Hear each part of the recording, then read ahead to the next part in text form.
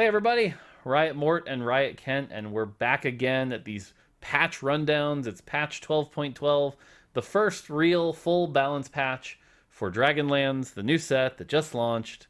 And yeah, we got a lot to talk about. So, how's Dragonlands been so far for you, Kent? Yeah, it's been a lot of fun. Seeing how the meta evolved, a lot of like new carries popping up. I mean, I think it's starting to stabilize now at this point when this video is coming out. But yeah, I'm excited to talk about the new stuff for next patch because we have a lot of stuff coming to you, and some of them are very, very exciting. Yeah, it's interesting you say stabilize because like I've been watching. I saw Goobums and someone else or Soju both win with like Corky carry today.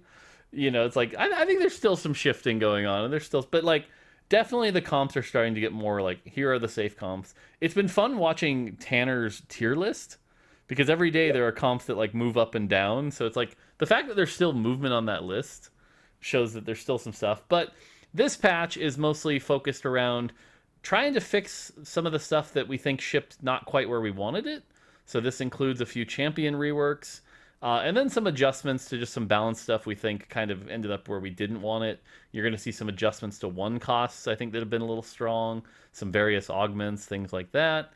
But yeah, so again, hopefully, as always, balance patches are trying to get things to an even better spot. So Yeah, just one more thing to add too. It's like we're not trying to shake things up too much. We're mostly just tuning down the problems that we see within the game. So we're not going to be like tuning every champion or nudging every single champion, basically. So yeah, I think there's gonna be a few things that'll be like they didn't touch that. That's weird, but others it'll be like, yep, that makes total sense. So yep. all right, let's dive into it. All right, first slide. So Astral Emblem, we had disabled it because of some bugs. I think a lot of people theorized we disabled it because it was overpowered. That wasn't the case. But we did decide that we didn't like the idea of an Astral player just like lucking into a Astral Emblem on the carousel. That felt a little too powerful, so we took that out. You can still get Astral Emblem from a Tome of Traits or a Dragon. That's pretty much the only two ways you can get it. But if you get it and you're playing 6 Astral, cool. Grats on your free 3-star. We fixed a lot of the bugs around that you'll see later. But that was the big thing. We wanted to fix a lot of the bugs that the emblem was causing to the Astral trait. Yep. So this is the way that, like, if you have this, get this emblem somewhere early, you know what you're playing towards. You want to 3-star everything, so you can start 3-starring the unit that has the emblem. Should be a lot of fun. Should make for some pretty wild end game boards. Yep. Treasure Dragon round has had some timing adjustments. We got some feedback on that awkward transition from 4-7 to 5-1. So what happens now is there's no 3-second transition, and you're actually not going to get a free shop refresh or economy or anything like that. It's just going to like instantly go into, okay, round's over, off to the next shop. We may change some of the timings of like the length of those stages later, but hopefully this doesn't feel as jarring and weird. And frankly, it will be a little less economy you'll have to deal with. But this should be a change, again, trying to make Treasure Dragon feel a little better. Yeah, overall, it should just feel like, it's a very long preparation period where you also get to interact with this treasure dragon. And then you should still have ample time to, like, play with the goodies that you've gotten from the dragon. Yep. And the last real easy one here, double up. There's now a UI icon on that top bar that will show you when the Rune of Allegiance is coming. So you know when you can expect that. If you're one of the newer players or aren't familiar with that, that should help you. So easy cheesy. Yep. Yep. Cool. All right, on to traits, but this one's a little different. This is not a specific targeted nerf at any particular trait or anything like that. We're just seeing that, especially in the end game, some of the durability of champions is a little higher than we want it. This isn't a massive shift. This is just a slight tone down of durability to make fights go from like 25 seconds to 22 seconds. So not a bunch of crazy changes here. But to name them all off real quick, Bruiser 468 going down in health a bit. Dragons are losing 50 health on the trait. Guardian 2 and 4, those are being a little brought down just 5%. 6, we still wanted to be this like, I'm choosing to opt into this crazy tankiness, but 4, not so much. Dawnbringer Mirage, just a little bit less health. A surprisingly tanky trait for those who have figured that out. And then Shapeshifter brought down just a little bit as well. Those 4 and 6 Shapeshifter builds have just a ton of health. Needed to bring that down a little bit. Yeah, overall, our main goal here was, as Mort mentioned, to shift durability down slightly, just to be able to speed up combat a little bit. But these also are kind of targeted at some comps that use these really well, or not exactly targeted, but like the comps that use these really well will get a slight nerf with this. And a lot of the top comps are using are bruisers, shapeshifters, etc. So Cool. All right, now on to the actual trait nerfs. These are the ones that are targeted at things that are too strong. The assassin trait has ended up a bit more powerful than we want it. This is true of the emblem. Obviously, Olaf Assassin has been the big one that's jumped out, but there are others that are actually just as powerful. I've even seen like Assassin Aatrox do well. So just in general, we're bringing down the damage of assassins just a little bit. yep. Cannoneer, on the other hand, has been the opposite. Investing in Cannoneer has not been worth it at all. We've seen Cannoneers underperform, so we're buffing Cannoneer 3, 4, 5, 6. No free buff at 2, but again, if you invest in Cannoneer, you should get that damage. Just a little bit there. Yeah, this helps the Corki comp, which is not as consistent as we would like it to be. There's another buff later on you'll see, but basically any time you go vertical cannoneer, invest in it. Either whether you run Tristana carry, Senna carry, or whatever it is, this should help that comp. Yep. Legend, very difficult comp to perform. I'll be honest with you, I'm a tiny nervous about this buff, but we'll see. But Legends will basically gain 50% of the AP their target. Really, from what I've seen, this isn't a ton of AP. The thing this is going to really help is probably those Chalice Legend comps, or just Legend in general for getting 10% more AP, but just a small nudge to those comps. Yeah, the comp's struggling quite a lot right now. Also struggling from being like a little bit more difficult to play, or a lot more difficult to play than a lot of the other traits. So this makes it a little bit easier. We're also buffing some of the champions you'll see later, but this should just overall be. We should see a lot more legend comps next patch. Ragewing. Right now, we're going to buff 3 Ragewing. We haven't seen a ton of success with 3 Ragewing. And you'll see there's some power shifting here, because I know there are some 3 Ragewing Xayah builds that work, but Xayah is also getting a bit of a reduction in some other areas. So we're putting some power back in the trait. This should help things like if you wanted to go 3 Ragewing Swain, or even just play a Shyvana and a Shapeshifter. But 6 and 9 were just a little too much power within the trait. So we're bringing down that attack speed a bit, and at 9, that Omnivamp, because that Omnivamp at 9 was like, you go back to full health every time, and so just a little too much power there. Yeah, the tankiness in 9 Ragewing was kind of wild, and so tuning down the Omnivamp should help to bring down that durability a little bit when you reach that like 5,000 health Shyvana, breathing fire on your entire backline. Yep. Cool. Continuing on, Swift Shot. Between Ezreal, Twitch, Varus, and Xayah, Swift Shot has been sort of the dominant backline. It's a little too much power right now in that trait. Even just, 4 hexes away, 40% attack speed for a 2-piece, it was 50. That's a lot of power. So bringing down the 2 and the 4. If you go 6, you deserve all that attack speed. You've invested in it. But 2 and 4 should be brought down a bit. And this should hit, like I said, Ezreal and Xayah mostly. Varus as well a little bit. Yep, nothing to add here. Cool. Trainer, just a quick change for Hyper Roll. If you get an early Trainer in Hyper Roll, it is very, very good right now. I'm not going to lie, some of my climb use Trainer quite a bit. Just a little too powerful, so we're reducing the bonus +1 stack from 100% of the time to 65% of the time. Should just bring Trainer down a little bit in Hyper Roll. Yep. All right, and then the big one here, Shimmerscale. A lot of changes here to go over. The first one I'm the most excited for, which is 7 Shimmerscale was not really worth it. It was like 9 is great because you get the Crown of Champions. 3 is great because it's like maybe you get a Draven's Axe, so you can use that one item, no big deal. But 7 wasn't really worth it, so we're bumping up the items from 3 to 4. So if you go 7 Shimmerscale, you'll get 4 Shimmerscale items, which should be a big bump and should feel pretty good for the trait for those who like that vertical. In addition, Draven's Axe was definitely the overperforming item. We want to bring that down just a little bit, but not take out the fun of the 100 stacks and getting items. So we're just going to pull the gold out a little bit from both normal and hyper roll. Likewise, on the opposite end, Gambler's Blade was a little underpowered. So what we did there is we buffed it from 5 to 6%, so you'll see more. And behind the scenes, we have some good control over the RNG of Gambler's Blade. And so, without going into it too deep, basically we normalized it a bit, which means it should be less likely to get these long streaks of like, I'm not dropping any gold. And you should see the gold be a little more consistent based on that 6% rate, which should help it feel a little better and not run into these awkward dry spells. Heart of Gold was another one that I think was overperforming a little bit. The power behind it were basically an ascension built in, very powerful, which is great, and we like that.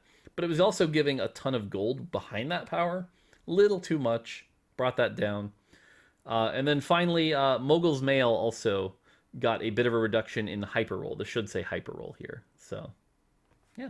Yeah, so overall, a lot of the items are, getting brought down. Gambler's Blade getting brought up a little bit, so they're all normalized to be, balanced with each other. But at the same time, investing into Shimmerscale just was not working that well this patch. Although, definitely have been some really fun successes that I've watched on Twitch. But going 7 now is just a lot more rewarding. And so even though the power of some of the items got brought down, the comp should overall feel better if you invest 7+ Shimmerscale.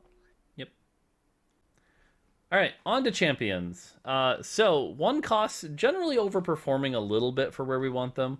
We like that there are options to bring those down. Things like Ezreal, Nidalee, Set, things like that. You'll see Nidalee, what we deal with later a little bit with the Shapeshifter and another adjustment. But Ezreal and Set were 2 big ones that we did want to bring down here pretty quickly. Ezreal getting a pretty large nerf here, like 12-15% at 3-star. That combined with the Swift Shot change should bring him down quite a bit. And then Set is kind of being brought down with a lot of the Rage Wing changes and another item change you'll see later. So Set really didn't need that big a nerf, but does get a bit of a nerf here. So that should bring those 2 champions down. Yeah, these are the 2 re-roll comps that we've seen be extremely successful. So we wanted to be sure to hit these here. But it's kind of like these are getting hit by a combo of changes. And so when we go through the entire thing, it'll make a lot more sense why Set's nerf doesn't look that large. But we've also seen that these comps can be inconsistent at times, depending on the game state and what you're offered. Yep. Heimerdinger he was kind of designed to be a trait bot. He provides, a CC utility spell that he should be casting once, maybe twice a fight. But man, there are some circumstances where this champion is the most annoying champion in the game. He can just cast way too often. His targeting is very consistent. So we really wanted to get him casting less often and providing less CC for a 1-cost unit. So we're lowering his mana so he casts less often. We're lowering the stun duration. So if you're running a 2-star or a 3-star, it's going to stun less. But he gets a little bit of damage to compensate, and that is going to be a bit of a nerf to, like a mage comp especially, that kind of doesn't need even more backline CC. Yeah, Heimerdinger was so good at stunning your carry. Like with meditation, you're just constantly getting stunned, and so that gets reduced a little bit with this. Yep. All right, on to the next change that I'm nervous for, but we also needed to make it. There was a game on my stream where I played Karma carry, and we noticed that these explosions were just missing and only hitting 1 target. Sure enough, as everyone kind of suspected from that game, the collision point was not the center. It was actually in front of the champion, which was causing a lot of circles to not hit what you would expect. That has been fixed, which now means Karma is going to more consistently be doing AoE damage, which is very big buff. Obviously, to compensate, we brought down that spell damage a bit. It might not be enough. If we see Karma reroll this patch, it wouldn't surprise me. But something we should keep an eye on. And to be frank, the champ needs to work the way it was intended. So this buff needed to happen. Yeah, reroll Karma is supposed to be a comp. If this ends up too strong, we'll keep a close eye and we'll make sure to tackle that. But yeah, she should be good next patch and more reliable. Yep. Finally, Tahm Kench, kind of reworking him a bit just so he'll be a little more clear here. Because the way it used to work was he would shield himself, and then he also had a 6-second buff that would cause him to do damage. And if the shield got burned, even though the tooltip said it didn't, the buff was still there doing the damage, and so he'd be mono-locked for 6 seconds, and it was really awkward and wasn't clear at all. So we're just clearing that up a bit. So the way it works now is he casts a spell. The next 3 attacks that hit him, doesn't matter how quickly, how short, whatever, 3 attacks will do the damage. That's it. And then while the shield holds, he's mono-locked. As soon as the shield's gone, he goes back to, being able to get mana. And because of that, 3-star Tahm Kench ended up being a little stronger than we wanted. So bringing down 3-star Tahm Kench just a bit here. Yeah, the way it used to work was there was like an internal cooldown, and every few seconds you would launch a rocket with Revel. This change makes it so that there's a chance that he just launches PvP with all three rockets at once. It makes it a lot more satisfying, and just makes him work in the Revel comp a lot better, because he can gain mana and shield again and do the PvP again, and it's just a lot better of a pattern basically. Yep. All right, Shen, the most played champion by a country mile. This champion's very good. Everyone's favorite champion. I don't know about that one. We're going light for now. Again, we're trying to avoid balanced thrash here. We don't want to take Shen from like a great utility champion to, awful. But we've definitely got our eye on him. For now, what we did is we slowed down his first cast, and we made it harder for him to get a second cast. This should hopefully help things a bit. If we need to do more, we will. But we're, again, trying to go light here. We do want Shen to be a champ you're excited to get, so... Yeah, it'll be a lot harder for him to get to his second cast, because his first cast is also going to come out later, which means he has to wait later into the fight to get his next cast, and it's also harder to get to because there's a higher mana cost. So it should be a pretty significant nerf, although, like Asmore mentioned, we don't want to thrash make it so that you just never play Shen. He should still be a popular champion with 3 traits in one of the more popular verticals of Ragewing, and Bruiser too. So yep. All right, Anivia. Anivia has been one of our underperformers, kind of just existed as a trait bot and not in any particularly exciting comps. So she's getting a pretty big buff. Anivia 3 should be a carry you're excited for. I'm hoping between this and the legend change, we'll see some Anivia 3 comps that could be really cool. So this is probably one of the bigger buffs in the patch. Yeah, Anivia 3 is really going to hurt, so this should be good. Yep. Okay, Diana. I'll be honest with you. I think we need to do more to Diana, but with the state she was in, we had to do some of these changes. So let's talk about them. First off, there's a bug fix where the way it worked, let's say her spell shield was supposed to be 400. The way it was supposed to work is she would shield for 400, do the damage with her orbs, and then if the shield was below 400, it would go back up to 400. Unfortunately, what it was doing is it was stacking on itself, and it would go up to 800. This meant that, especially in the early game, Diana just had an insane amount of health. So we fixed that bug. It will now stack the way it's supposed to, which is a very large nerf to Diana survivability. In addition, we found a bug. This will blow your mind a bit, but this is one of those ones that should have caught earlier. Diana's orbs didn't scale with AP. If you put a death cap on Diana, it wasn't increasing her damage from her spell. Oops. So we fixed that bug. That is a massive buff. In order to compensate for that, we're nerfing the spell damage quite a bit. So almost a 20% nerf in some cases here to bring that down. But again, as soon as you get any AP, you're right back to where it was, and now you can go even higher. So in a way, she could potentially be more of a terror. Overall, this should be a nerf. Diana is supposed to still be a good 3 cost, but yeah, some pretty big adjustments there. Yeah, early game of Diana jumping on your carry, you just know that unit isn't dying because that shield is so big. That shouldn't happen anymore. She should be tuned down in the early game, basically. But late game, if you get some chalices, you get death cap, whatever you want, scale up her damage. She'll be a lot more of a threat, less of a tank, because she still doesn't get double shield. So pretty big adjustment to Diana overall, but she should hopefully still be a good late game 3-cost carry if you choose to go that route. Small change on Alawi here. We're just nerfing the defense steal of her spell. She was ending up a little tankier than we wanted for how easy she is to 3-star with an Astral. And stealing enemy defenses 40% is a lot, considering it also stacks with things like Last Whisper. So she was kind of like the anti-frontline, bringing down that power a little bit. Yeah, and it was 40% on every single frontline unit and sometimes backline unit that the things hit. So bringing that down makes a lot of sense because of how big that AOE is. So this Alawi, it still gets to be very, very tanky. Still going to be one of the premier 3-cost tanks, but just less of an offensive output now. And then Lee Sin. This is kind of, I think, a mistake we made with some of the Dragonmancers. Giving them a very low mana cost when you then run 6 Dragonmancer and some tank items means they end up casting a lot. There were definitely situations where you get Lee Sin with some tank items and an Axiom, augment, and then he would just like cast into cast into cast into cast, which isn't really what we want. So we've upped the mana cost so he casts less often, but upped the damage so the cast should be more impactful, and that should hopefully create a little bit more healthy version of Lee Sin that isn't too much of a nerf, if any.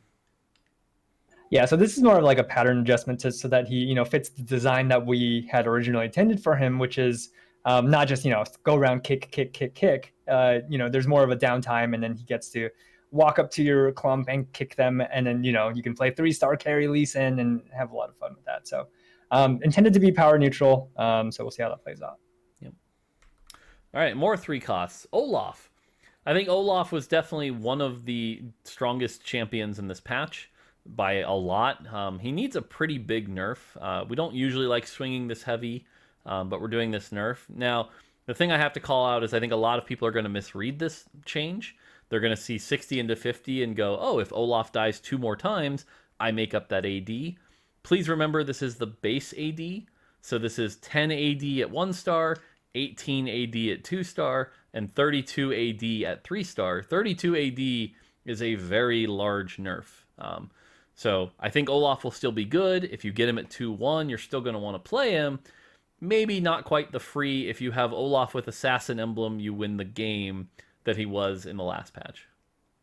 Yeah, Olaf is definitely one of the star units of this patch. But, we're nerfing Bruisers with a durability nerf. We're hitting Olaf pretty hard here. And there's another item change later on that you'll see that should also impact how Olaf plays out. And, maybe like right now you can kind of play him with like 2 defensive items and still be fine. But, with this nerf, hopefully you'll also be like want to opt into more offensive items, which is the way Olaf should be played out. Yeah, I lost to a Assassin QS RFC Olaf, and it was still critting for like 1100. So. Yeah.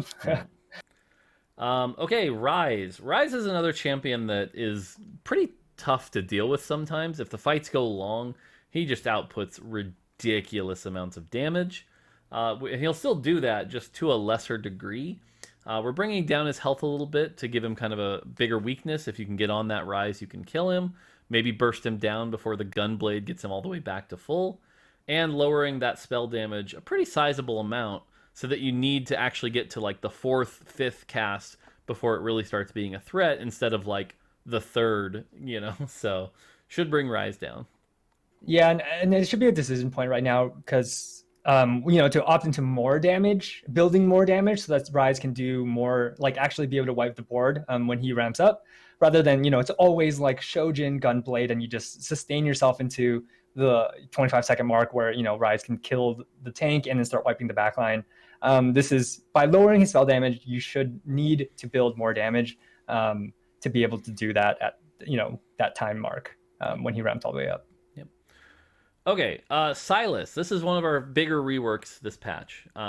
This is not about power adjustment on Silas. Silas was actually pretty strong. That's not the goal here. The goal was to make Silas more fun and more functional. The challenge was with his current design, he had to get that second cast because the first one mana reaved, the second one gave him that giant healing spell, or the shield, which then meant you had to play him with Mage, which is not really what we want. Like, if you get an early Silas and you're not running Mage, we want this to be a tank option that you might consider playing next to, like, a Tom Kench. In addition, it just, like, wasn't really exciting. He kind of, like, spun around and got a shield. No big deal. So, what we've done is we've reworked it. So now, instead, his first spell cast, no matter what, he shields himself. So he does the spin and shields himself. So that way you don't need Mage for him to be tanky and survivable. Then, if he's already shielded, so you can do this with his own shield, other shields, whatever, he'll instead spin and hit a larger radius, so a bigger spin, 2 hexes and Mana Reave, and that'll do, just look a lot cooler. It'll feel like a 3 cost. Now, to compensate for this, obviously numbers had to come down, so he's going to be doing a little less damage. Those shields, because he gets that up front and can stack, needs to go down to what it was to kind of make it equal. And frankly, when we tested it out, he just was casting a little often now because he was easier to play. But overall, this should actually make him just as powerful, but more fun and healthier. Yeah, that second cast is juicy if you can position him right. And having like 2 shields and having it stack is way better than just taking a little bit of damage and then having that refresh. So this style should be definitely way more fun, way more like interesting to theory craft around. And how do you want to itemize him? How do you want to position him? To make him work out for whatever comp you could be running. You can even run whispers and maybe just go for a damage type build. I don't know. We'll see. Yep. And then finally, Volibear. Volibear, I think, gets the award for the weakest champion of the set right now.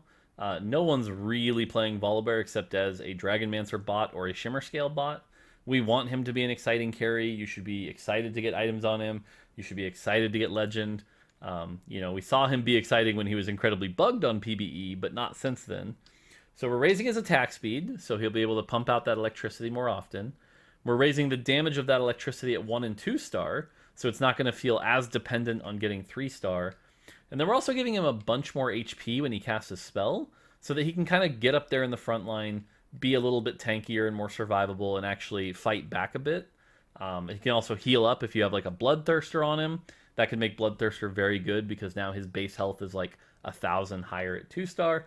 So hopefully this pushes Volibear into a playable champion that can build comps around him. Yeah, Volibear is supposed to be one of the major carries, especially with Legend and Dragonmancer. This is the big unit in the set that's not a dragon that gets to do a bunch of cool shit and blow up the board. But he wasn't really living up to that, and these buffs are pretty big. They don't bring him up to PBE levels, for those of you that played PBE, but these are pretty big buffs along with the Legend buff. So he should be able to, be the carry that he's always wanted to be. Yep. All right, on to forecasts. Corki is getting basically a slight adjustment that I think is a big quality of life. Right now, he shoots his big one rocket, and it goes infinitely. If it misses its targets, it'll just keep going and going. And the dirty secret is, believe it or not, it can go onto other people's boards and hit them in some pretty rare cases. But TLDR, just having your big spell just miss feels like crap. So what'll happen is, let's say he shoots it towards a tank in the center of the board, and then that tank dies. When it reaches where that tank was, it will explode. It'll do its 2 hex AoE radius. It'll do its damage to everything around it. So you'll still get a lot more hits that'll never miss, and that should be a nice quality of life buff to Corki. Yeah, this is especially matters a lot, when you're winding out into the end game or into the end of the fight, and you kill that like squishy backliner, and then it just completely whiffs, and you deal no damage to that major carry that's in the corner. Now that carry will actually still get hit by the big one explosion because the hex radius is pretty large. So it's going to be a big increase. It should be a big increase to his DPS because he'll just consistently always hit units with that big one. Yeah. Talon. This is one we've been talking about for a while. We finally fixed the bug. First off, a smaller one is just that he'll no longer cast a spell if there's no units in range. So you don't end up with those accidental, like, what are you casting at, buddy? But the bigger one here is now, so he casts his blade, he jumps to a target, and then he pulls the blades back. On live right now, that pull of the blades back was doing no damage. It was quite bad. So we fixed it. It's doing damage now, which means the spell's essentially doing twice as much damage. Can do a lot of AoE damage, surprisingly. And in fact, when we were testing it, we were finding that Talon was like really, really strong now. So we did bring down 1 and 2 star a bit to kind of compensate for that. But overall, this should get Talon into a state where, like, yeah, he's kind of playable, and you give him, IEBT Giant Slayer, and like, yeah, he's going to be doing some good damage. Yeah, I secretly think there's this one build that will be really good on Talon. Let's see if players discover it. But basically, with this type of pattern, it's like, he jumps into the backline, he attacks the thing. Even if he doesn't kill it, when he launches his blades, it'll deal 75% of his attack damage. Then when he jumps away, it deals another 75. So it's almost like he attacked the thing another 1.5 times. And, he should be able to, like, kill that backliner that he was on before he jumps away to a different target. Yep. All right, on to Deja. This is our second big rework here. So Deja has kind of been okay. I mean, let's ignore the power for a second because, like, she's not as good as Xayah or anything like that. But you get a Ginsu's on Deja. She pumps out the damage. But the awkward thing was, like, you didn't want her to cast her spell. Casting her spell was like, get back to DPSing, please. The spell is terrible. In addition, you were kind of forced to build Ginsu's because if that triple hit thing wore off, she's so bad. So what we're doing is we're actually changing Deja to be much more traditional AP carry. We want you to build things like Shojin, Death Cap. Those should be the items that Deja wants. There still be cases where like Ginsu might be good if it's the duelist variation or spell sword variation of Mirage, but otherwise a traditional AP carry. And so the way we did this is the triple barrage is now always on. It's just passive. So Deja's always doing the triple barrage. We brought down the attack speed though to compensate because that was a lot of damage. We actually buffed the power of that a bit, and so that'll scale much better with AP. And then the mana is now 0 out of 100, and when that casts, you notice it's doing like double damage of what it was doing on live. This wave hurts. This is actually a thing, like when she casts that spell, it's like, okay, there's a bunch of AoE backline access damage. That should feel really good. You want her to cast that spell. Yeah, this opens up Deja to have multiple builds depending on the Mirage, which is really cool because you can play 2 different Mirage games and have 2 different Deja builds feel completely different. But yeah, either way, that spell is going to still deal a lot of damage. It's not going to be the big boom type Aurelion Soul after he's ramped up, that kind of thing. But it should still heavily chunk people, and her autos are still going to do like a lot of damage. If you look at that 85 passive damage times 3 per auto. She'll still hit that frontliner as she's like draining their MR or reducing their MR. It'll be still really strong. So her power is a little different from like the single cast wipe the board mages, but it should be still be really fun because that when you angle that wind properly, it really hurts the backline. Yep, cool. All right, 5 costs. This is our other big rework here. Shyvana just really wasn't panning out and being exciting. She would like flame breath a target and then it would die and that would be it. So you can see here in this GIF we've put up here, but basically the flame breath now lasts much longer, 3.5 seconds. As she moves and as targets die, that flame breath will continue. So she is going to be roasting things.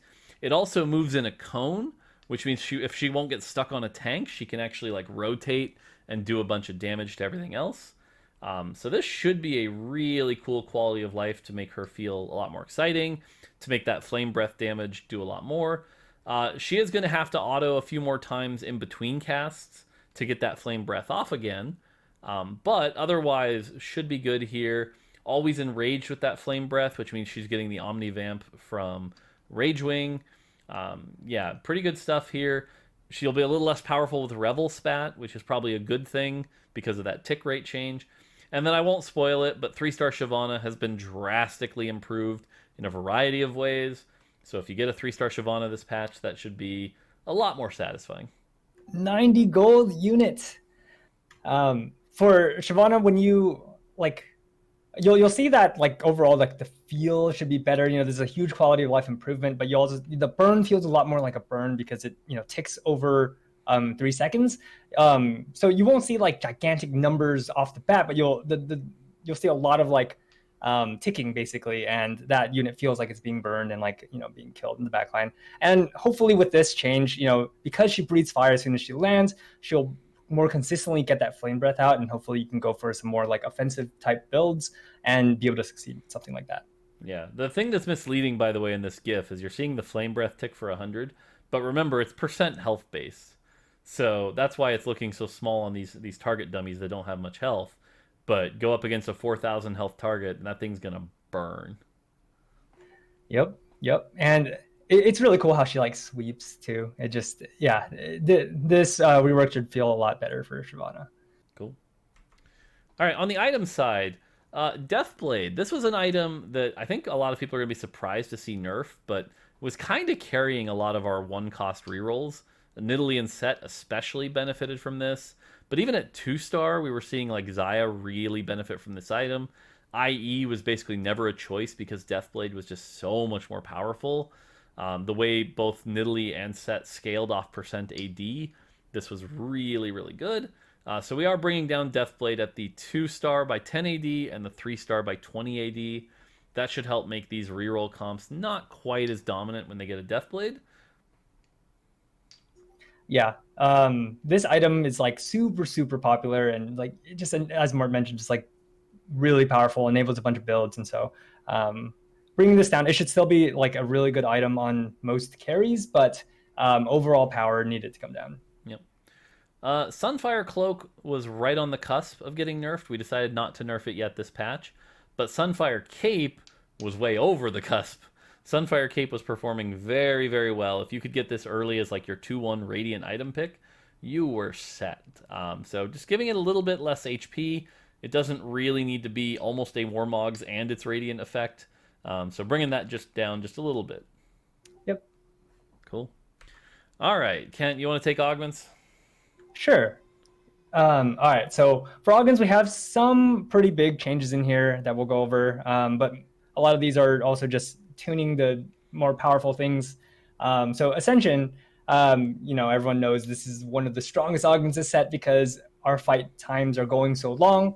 We did reduce fight duration slightly with the durability nerf, but Ascension is still going to be very good because fights will still be relatively long. And so we're shifting this to gold tier because of how much power it gives your board after that 15-second mark. 50% damage amp is a lot. Yep, cool. Yeah, keep going. Go through them all. So. Okay, cool. Astral Heart. This one, doesn't enable that much crazy stuff for your board. So, we're bringing it down from gold to silver. Binary Airdrop has been tougher to use, especially this set because a lot of the item components, are in the Treasure Dragon. And so if you get an early binary airdrop, it should be a little bit easier to activate now because you'll get one random item component with the augment. Built different. So this one's a bigger change. We reworked it to scale its power across stages. The original vision for this was, the whole game you'd be playing a totally different game. You're playing a traitless board because that's your strategy this game. You're opting out of playing traits. But what we've seen play out is a lot of people opt into it early, win streak really hard, then go into the late game and drop the trait, or at least drop the augment, or at least drop it for a lot of their units. By having this scale up from a little bit weaker in stage 2, but then you'll see stage 4 and 5, it starts to get stronger than it currently is. The hope is that players will stick to this strategy and basically invest into Build Different and keep playing Build Diff as their primary strategy that game. For Cannoneer's Crown, we're changing the item to be better to be used early, or easier to use early. Giant Slayer, doesn't get activated because there's no units with that much health. So if you get an early Cannoneer Crown, you can get a Rune's Hurricane, which is a lot better for getting tempo and getting you into the late game, especially in the lobby that starts out with a Prismatic Augment. Ascend Theft, it's weak, small buff, 4 to 5 mana. Jade Soul, Ionic Spark didn't make as much sense with the comp, so we added Titan's Resolve so that you can go for the Shio-Yu items there, and Shio-Yu really wants Titan's Resolve, and it'll be really good on her. Luden's Echo, with mages in the set, Luden's Echo is really strong, so we're nerfing all of them across the board. Meditation, really strong, again, with mages, with evokers, with a lot of these late game CC comps. We're nerfing the mana regen on this a pretty large amount overall, especially at 3, coming down 2 mana, but should be a lot better. The augment is really powerful. Reckless Spending, a little too weak and really difficult to use because the carries in the comp aren't very good. We're buffing Shimmerscale. We're also buffing Reckless Spending. So hopefully, this augment feels a lot better to play, and you can make use of this damage amp. And lastly, Ricochet, it is a little bit too weak, so we're buffing this to 50% from 66%. Cool. Yeah, the only one I wanted to touch on was Built Different. I think, like you said, the thing with Built Different was it was basically a win streak augment, and then its power fell off because it basically has to replace all the traits that you would get at any point. So early game, replacing 2 small traits for 400 health and 60% attack speed, that was worth. Late game, replacing all those traits for that exact same amount, not so worth.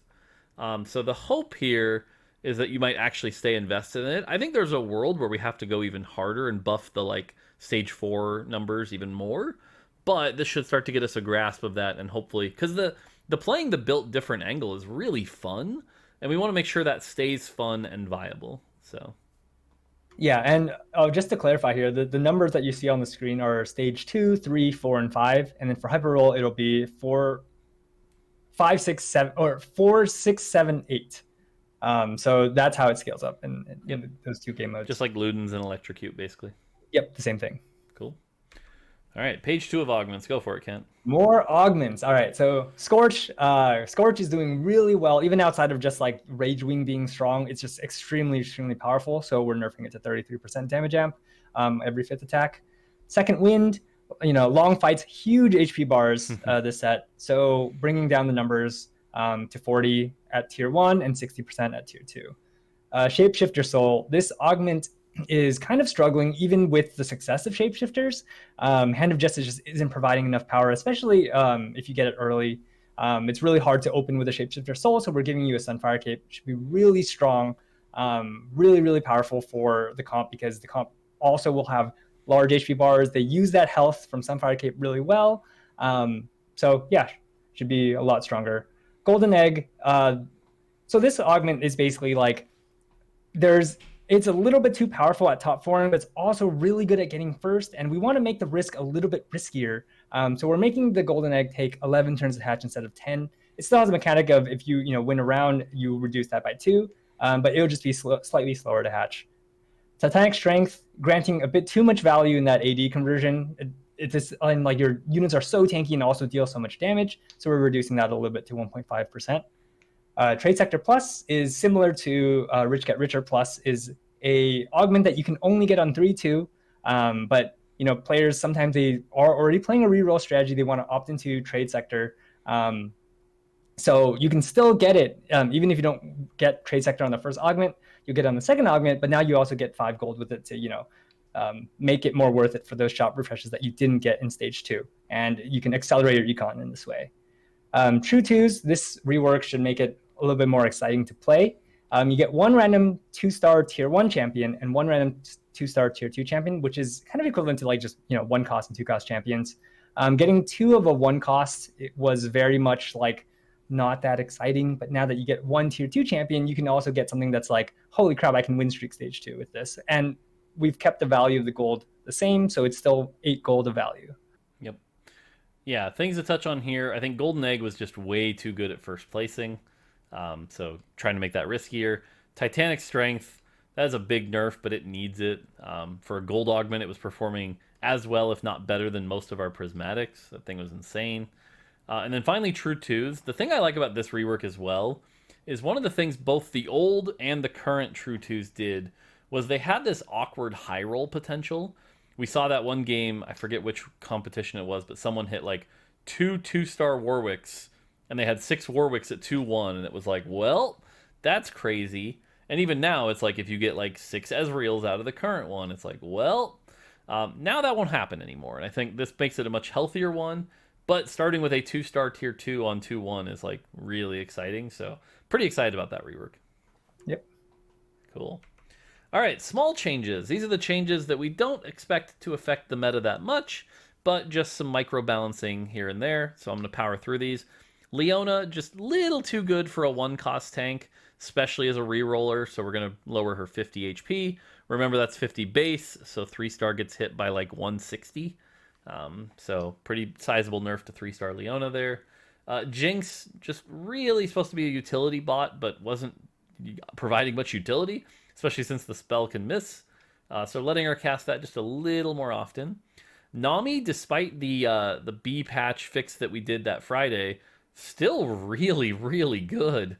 The amount of healing she provides is really powerful, and we don't want to take that away. We just want it casting a little less often, so just 10 mana nerf there. And then Thresh, this one, I don't know if it's a buff or a nerf, to be honest with you. I think it's a nerf, but let's talk about this. The way our movement works is that all the melee champions move first, then the range champions move first. Thresh is a range champion. What this meant was it was possible to put something in the corner like a Cavalier, it would move first, move out of the way, and then Thresh would actually hook the thing next to it. Now, Thresh will always be the first action. He'll always do his hook first, which means you can actually bait it with something like a Cavalier or a melee champion, which means it is now much more consistent to bait the Thresh. And I think that's the part that's a little bit of a nerf, but it should be just better behavior and make things a lot clearer. Yeah, overall, this is just like, it makes a lot more sense. Thresh starts with full mana. Why wouldn't he hook the thing that's in the farthest away from him in the corner? So now it just always straight up, I'm going to hook that thing in the corner. And even if the Sejuani, started moving, whatever, Thresh has already decided Sejuani's my target. I'm grabbing the Sejuani, and that's how it's going to work. Yeah, that's all I have for this slide. Cool. All right, 3 costs. Lulu, casting a little bit too often, can CC 3-4 units, provides a lot of attack speed. So just nerfing Lulu a little bit. Nunu, as much as I really, really love these builds, the jump from Nunu 2 to Nunu 3 is a little too large. So we're bringing down Nunu 3 a little bit. That being said, I still think Nunu 3 is going to be great. We don't want to take Nunu out of the meta. Nunu should be a very fun build. 6 Dragonmancer Nunu was one of the most fun games I've ever had. This will just make him, instead of dealing 3,000 damage, deal 2,800. Like not a big deal. Swain, very light buff. Swain is a champion that's going to be really tricky because there's going to be some point where he just shoots up to amazing. So we're just buffing him a little bit here. We want to be really careful with that. Siphon, tooltip update, not a big deal. Just make sure the tooltip's a little clear. And then Xayah, pretty big nerf at 3-star. Xayah 3 was just way too powerful compared to the other 3-star 4 costs with the 5 feathers. So that's going down to 4. And then a very slight feather damage reduction from a 2-star and 3-star. So the thing about Xayah in total here is there's the Swift Shot nerf, there's the Rage Wing nerf at 6 and 9, there's then this nerf. So we wanted to be light in all 3 and not necessarily too heavy on 1. Xayah is still supposed to be a very powerful, easy to play 4 cost. I still think she will be, but this should bring her down hopefully to the same level as things like Corki and some of our other dragons. So yeah, and the thing with 3-star Xayah was with 5 feathers, she was really reliably wiping boards, and so bringing it down to 4 just makes it so that even though your outgoing damage isn't going up that much, with that you just get 1.8 times the AD, the pullback will be a lot less damage basically, and you're not as reliably throwing feathers behind the backline as easily. So it's a pretty hefty nerf to Xayah 3. And then for the Nunu, even though this it looks like a pretty large nerf, I think Nunu was just overkilling a lot of things anyways, as Mort mentioned. So shouldn't be like killing the comp or anything like that. He'll be fine. He'll still be the GOAT. Yeah, the GOAT. All right, 5 costs. Nothing too crazy. Ao Shen and Aurelion Sol, just a little too tanky, especially if you 2-star them. There isn't really a ton of counterplay. So we're just lowering that HP a little bit, so there might be opportunity to burst them down. And then Ao Shen, the tooltip now actually says he reduces the enemy's mana, because he doesn't actually drain it, he just reduces it, so small tooltip correction there. Yasuo 3rd cast was a little too much damage, so we're lowering the 3rd cast AD percent just a little bit. I will say, man, Draven's Axe fully stacked on a Yasuo was just so much damage. Deathblade was another one. And then Zoe, little less CC from those Janna tornadoes. Again, we're trying to continually bring down, I think, the amount of AoE CC.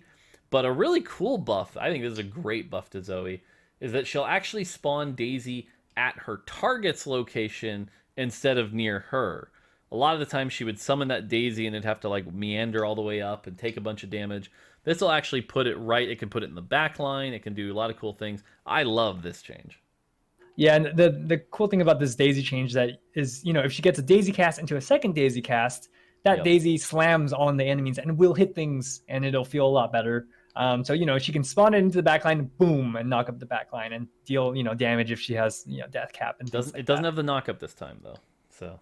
Okay. Yeah, but it does do the damage. And so, if you have JG, I don't know, JG, Shojin, death cap. Also for Yasuo, his 3rd cast, like even without damage items, that thing was dealing so much damage and providing, huge hex radius CC. So definitely needed to bring that down. He'll still really hurt, especially if you have items. But it didn't need to do as much damage as it just did. Yep, agreed. All right, augments. Cruel Pact can only appear on 2-1. We don't need to bait you at 3-2 with an augment you shouldn't be taking at 3-2. Double Trouble 3. Very slight adjustment. The augment was overperforming a little bit. Inspire, this is the Dragonmancer one, underperforming a little buff. Party Time, this is the Revel one, very tiny buff. Preparation 1, 2, and 3 can't appear on 4-2. It's much more of an early game augment that you stack. Nobody wants to be down 4 stacks in the late game. And then probably, I think this is a controversial change, but should be a fun one, is that when you take Radiant Relics, you will now get 5 choices instead of 4, leading you to more likely get something you're very excited about. I think this is a very exciting change that will lead to Radiant Relics probably being our most popular prismatic. Yeah, we already know this is a really popular prismatic amongst players. It's a lot of fun to get a supercharged item, and so but it does really suck when you get this and you're like, I don't want to play around any of these 4. Like, it feels really bad. So this just overall feels better, but also kind of increases the power of the augment a little bit because you can always, if you get this later in the game, you can always get something that fits your comp. Yep. All right, now, okay, so this is something we've never had before. We always go to the bug fix slides. I've got 3 pages of these, and I'm going to be honest with you, this isn't even all of them. We've been doing so much bug fixing. Frankly, I think a lot of people on the team forgot to write some of the ones they fixed down. They're in like our Jira boards, but like we didn't get them all in the patch notes. So TLDR, we tried to fix a crap load of bugs. I'm going to read these through. Some of them are small, some of them are big. Can't anything before I start reading.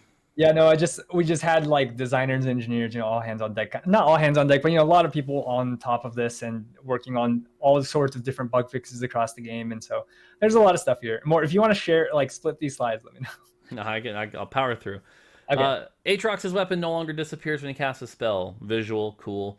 Eye of the Storm no longer grants post-lightning bonus AP even after Tempest is deactivated. No cheating, 120 AP.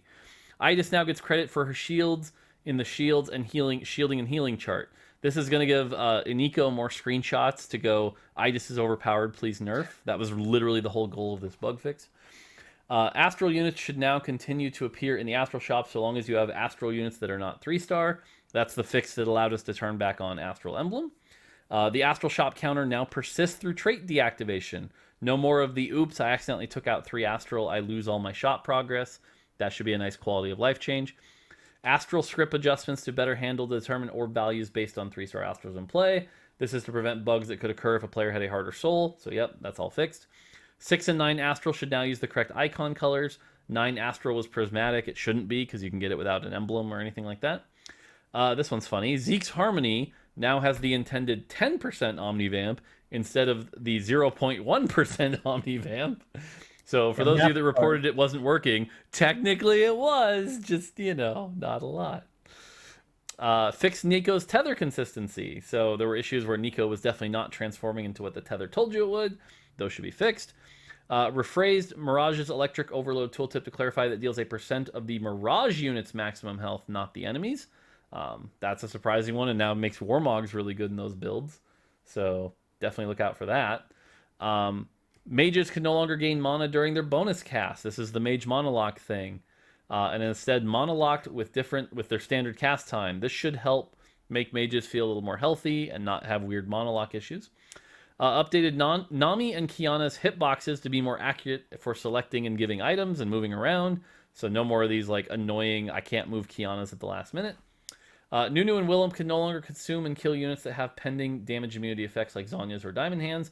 He will instead try to consume them, but now spit them back out because they're not dead. That's funny. Fixed an issue allowing Big Friend 2 from appearing more frequently on 2-1 than intended.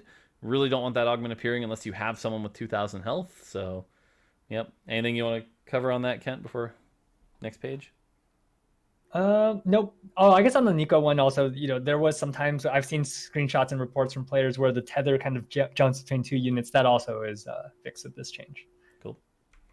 All right, page 2. Ancient Archives 1 and Curse Crown icons will now appear. That was because we changed them last minute via an A patch. So that should be fixed. Fixed a bug where Kiana would sometimes cast twice. Cool. Fixed a bug where Corki would sometimes still be locked out of attacking after firing the big one. Cool. Fixed a bug where Nico would add her copied allies' ability power to her own rather than copying their ability power. A lot of weird stat stuff with Nico. She's been a hard champion to implement. Fixed an issue preventing Silas and Sejuani from casting when equipped with rapid fire cannon. Cool. Nami now correctly targets the lowest % health ally with her heal rather than the lowest absolute health ally. So this is a buff to Nami. Hecarim now turns to face his combat target before casting. This prevents situations where Hecarim's starting the fight with full rage and casts in an odd direction. This means blue buff Hecarim is back on the table. If you want to get that initial Hecarim cast, it should now actually be pretty good. Braum secretly had too much critical strike damage. Not that anyone would have ever noticed. Just an old set 2 issue.